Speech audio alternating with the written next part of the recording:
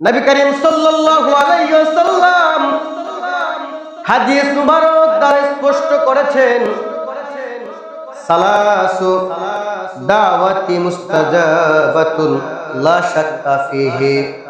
নবীজি আমার ঘোষণা করে দিলেন, তিন শ্রেণীর মানুষ দুনিয়ার মধ্যে এমন আছে রে, যারা আল্লাহ পাক রব্বুল আলামিনের কাছে হাত তুললে আল্লাহ পাক রব্বুল আলামিন তাদের দোয়া ফিরায় দেন না।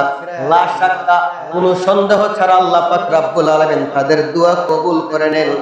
ওই তিন শ্রেণীর মানুষদের মধ্যে এক শ্রেণীর মানুষ হচ্ছে তারা যারা হচ্ছে মাজলুম ব্যক্তির দোয়া আল্লাহ পাক রব্বুল আলামিন কখনো ফেলে দেন না।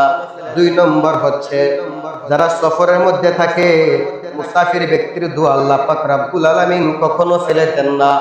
তিন নম্বর হচ্ছে সন্তানের জন্য পিতামাতার দোয়া, ওই দোয়াটা আল্লাহ পাক রব্বুল আলামিন নিঃসন্দেহে আমার আল্লাহ পাক রব্বুল আলামিন কবুল করে নেন। বলেন সুবহানাল্লাহ।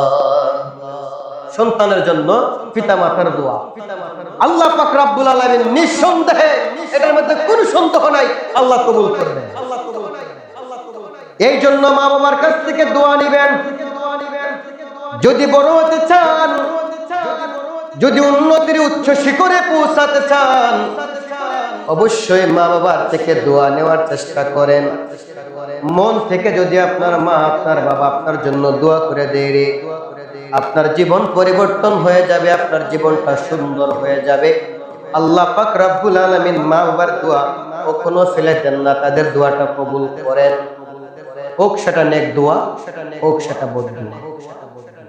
তাহলে এবার আপনি চিন্তা করে দেখেন, আপনি আপনার মা বাবার কাছ থেকে নেক দোয়া নেবেন নাকি বদ দোয়া নেবেন?